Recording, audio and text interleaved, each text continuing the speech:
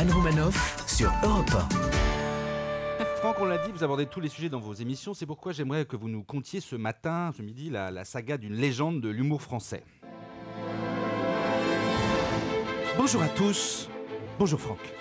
Bienvenue dans ce nouveau numéro du Au presque cœur de la presque histoire. Bonjour Anissa, bonjour à tous. Non, c'est pas Anissa, Franck, c'est moi. Oui, mais enfin, moi je suis habitué à Anissa, donc bonjour Anissa. Ouais, bonjour Stéphane Bern. Alors, ce midi, Franck, vous allez nous parler de la célèbre artiste franco-russo-maroco-vosgienne, la Romanoff. Au cœur de la nuit du 25 septembre 1865, nous sommes là dans une ruelle sordide du 16e arrondissement de Paris. Un cri strident retentit près du samovar, dans la cambuse, qu'il faut imaginer tout embuée, entourée par une babouchka, ainsi qu'un pop défroqué, ce qu'on a parfois tendance à oublier. Un petit être gracile et malingre vient de naître. On l'allonge comme on peut, avec de vieux torchons, enfin ce qu'on a sous la main. On lui donne du lait caillé, un peu d'eau croupie, ainsi qu'un morceau de pain rassis. Fantine, la maman, décide de la nommer Anne. Anne, évidemment, en hommage à la reine Anne d'Autriche, tandis que son père Jean Valjean est au bagne. Franck, attendez, Franck, vous êtes sûr là? Vous êtes sûr? Attends, c'est toi ou moi l'historien là? Bien. C'est vous, c'est vous. On continue. Après une enfance difficile, après une adolescence compliquée, la jeune Anne, placée en nourrice chez un couple, ils s'appellent les Balkany, ces gens-là, Anne n'a qu'une idée en tête, devenir vedette. Elle veut aller faire sa vedette. Elle s'essaie à toutes sortes de disciplines. Elle est lanceuse de javelot dans un cirque, dresseuse de lapins nains, femme à barbe, rien n'y fait. Elle finit par faire de la contrebande de Vélib et là, elle se retrouve tout naturellement à la prison de la Roquette. Ça, c'était écrit, évidemment.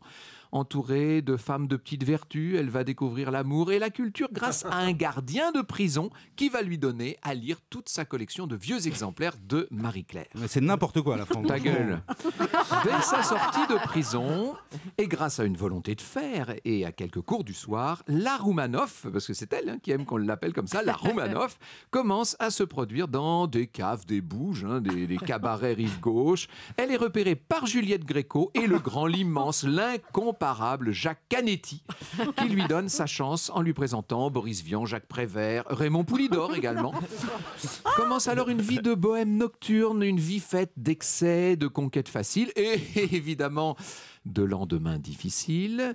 Embuée qu'elle est par les excès en tout genre, elle connaît son premier succès avec une interprétation de Bernadette, une variation de la vie de Bernadette Soubirous, mais en javanais. C'est pas du tout ça, Franck, arrête. Là, c'est ça. Les années s'enchaînent, les salles se font de plus en plus grandes, et après son mariage avec la Gacan et son divorce avec Ruby Rosa, qu'on a là aussi souvent tendance à passer sous silence, elle n'a même pas 30 ans à l'époque, elle devient princesse de Monaco. Non mais Franck, excusez-moi Franck, mais je crois que vous avez mélangé toutes vos fiches là. Non, pas du tout. Non. Mais si, je vous assure, là vous confondez la Romanoff, Rita Hayworth, Cosette et Grace Kelly. Oui, vous croyez peut-être. Bon, on s'en fout, de toute façon, il faut que je termine. La Romanoff, drapée dans sa tunique rouge, offerte par Orson Welles, s'il vous plaît, se retire progressivement des plateaux de tournage et elle va finir par aller vivre recluse avenue Montaigne. Ça, c'est Marlène Dietrich. Elle restera une icône, un modèle, une référence dans la vie culturelle française. Alors, si vous le voulez bien, demain, nous évoquerons, chère Anissa, la vie tumultueuse et passionnée de Gérard Collomb, qui est bien plus que celui qui a découvert l'Amérique. Merci Franck, et à demain pour un nouveau numéro d'Au Presque Cœur de Presque l'Histoire.